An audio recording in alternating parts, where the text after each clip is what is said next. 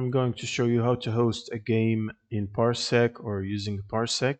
So the first thing you'll need to do is open up the Parsec app and make sure you're signed in. And then you want to go to the settings tab, and from here go to host tab and enable hosting. Make sure it's set to enabled. And then you want to go to the client and scroll down and find the decoder. Make sure you're using a GPU decoder and turn off the H.265 from here. Now, if you're going to host the game on this computer, for example, you want to go to the host as well and enable the hardware encoding by scrolling all the way down and then click on edit the configuration file directly. And this should open up this config file.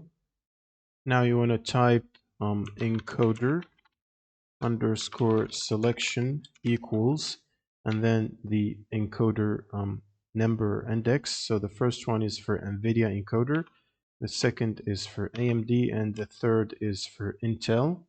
So in this case you want to select what matches your GPU. So for example, in this computer I have an NVIDIA graphics card, so I'm going to put the number of selection to 1 and then save the settings.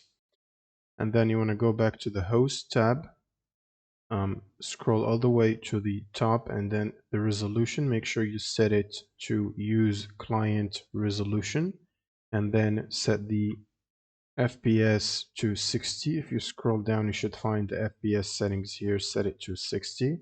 And also make sure to turn off VSync option.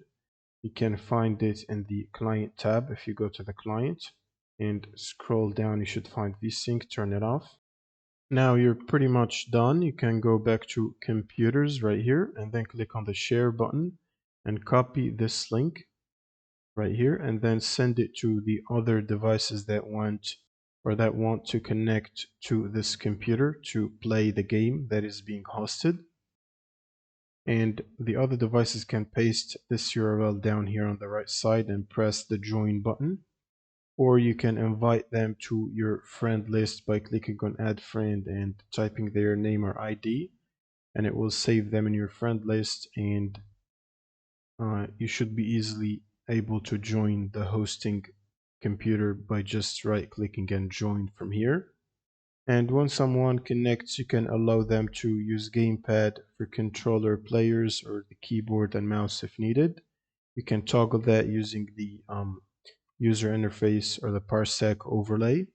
That's pretty much it for this video. Subscribe if you found this helpful, and see you on the next one.